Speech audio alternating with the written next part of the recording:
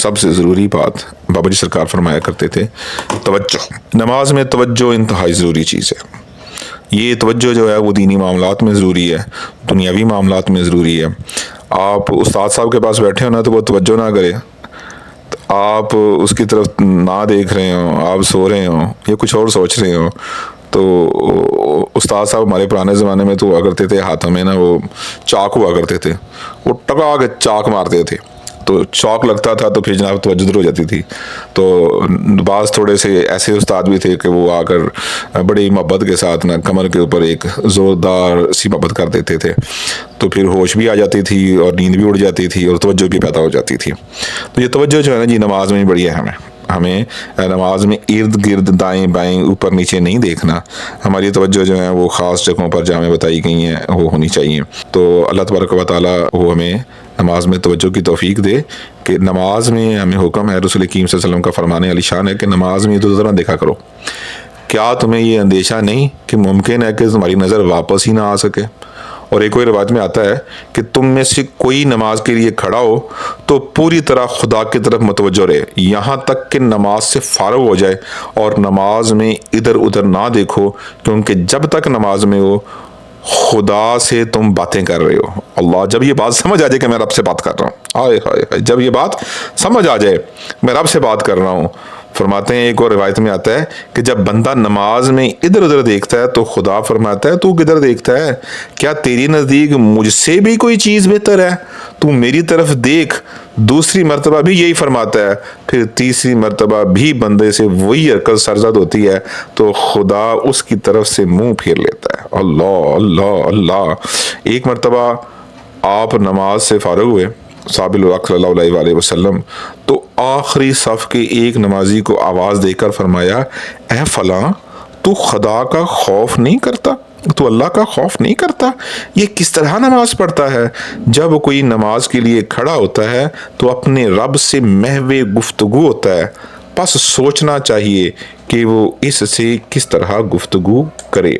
تو ہمیں یہ بات جاننی ہے, سمجھنی ہے کہ ہم نے نماز کیسے پڑھنی ہے, ہم نے اس کی روح کو کیسے پڑھنا ہے. آج جو ہماری ایک ٹریننگ سیشن چل رہا ہے, Ramzan basically is a training session for us, جس میں ہم ریویو بھی کرتے ہیں, ریوائز بھی کرتے ہیں, اپنی تعلیمات کو سیکھتے بھی ہیں, سمجھتے بھی ہیں, اور اس کو ہم اپنی لائف کے اندر امپلیمنٹ بھی کرتے ہیں. دعا کیا کریں اپنے لیے بھی اور اپنے دوستوں کے لیے بھی. ہم میں سے جو ساتھی نمازی ہیں بہتر طریقے سے نماز پڑھتے ہیں, وہ اپنے بھائیوں کے لیے, اپنی بہنوں کے لیے, اپنے دوستوں کے لیے, اپنے استادوں کے لیے دعا کیا کریں, اپنے والدین کے لیے دعا کیا کریں کہ یا اللہ ان کو درست نماز پڑھنے کی توفیق عطا فرما دے. اور ہم اگر قرآن پاک درست طریقے سے نہیں پڑھ سکے, ہم نے تجوید نہیں پڑھی, کسی قاری سے, کسی اچھے حافظ سے تجوید نہیں پڑھی, تو ہمیں تجوید سیکھنی چاہیے. آپ دیکھیں نیٹ کے اوپر بہت سے دوست ہیں جو تجوید سکھا رہے ہیں, آپ ان سے سیکھ لیں, کچھ لیکچرز لیں, آپ بیسکس سیکھیں, سمجھیں. قرآن درست طریقے سے پڑھنا آنا چاہیے. آج وقت ہے آپ کے پاس اگر, تو کسی استاد صاحب کے پاس بیٹھیں, قاری صاحب کو کہیں, امام مسجد کو کہیں کہ جناب ہے میری تھوڑی جنہیں سن لو, میری اصلاح کر دو. نماز کی اصلاح کروا لیں, کم از کم نماز کی اصلاح کروا لیں, نماز کسی کو سنا لیں.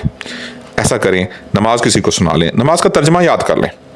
آپ کو پتہ ہو کہ آپ پڑھ کیا رہے ہیں, کیا کہہ رہے ہیں, رب سے کلام کیا کر رہے ہیں, رب کے ساتھ کیسے آپ جو ہے نا اس کی بارگاہ میں کھڑے ہیں, اور کھڑے ہو کر آپ کیا کہہ رہے ہیں, یہ جان لیں. رب کی بارگاہ میں کھڑے ہونے کا طریقہ کار سیکھ لیں.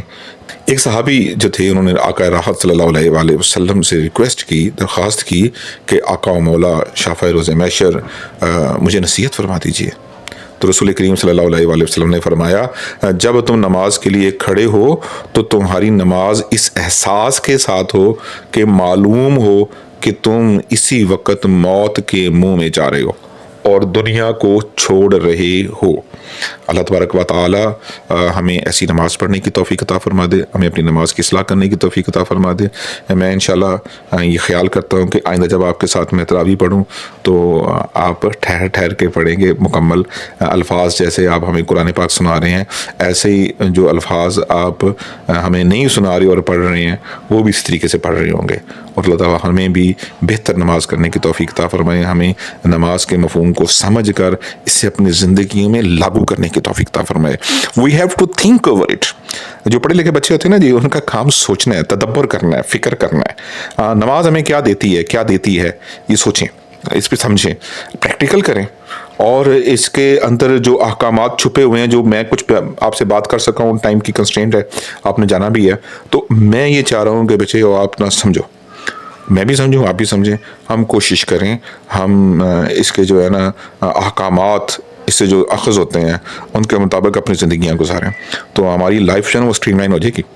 ہم اے آئی کو دیکھتے ہیں، اے آئی تیار کرنے والے کو دیکھیں نا انہوں نے کیا کیا ہے، وہ کس قدر اسٹریم لائن ہو کر انہوں نے ایک چیز تیار کر دی ہے کہ آپ کو انہوں نے ایک سیٹ آف انسٹرکشنز دیے ہیں۔ جب آپ پروگرام تیار کرتے ہیں نا تو پروگرام تیار کرنے کے لیے آپ کو ویل آرگنائزڈ ہونا پڑتا ہے۔ سب سے پہلے آپ کی آرگنائزیشن جتنی اچھی آپ آرگنائزڈ ہوں گے نا جی، اتنا اچھا پروگرام تیار کر سکتے ہیں۔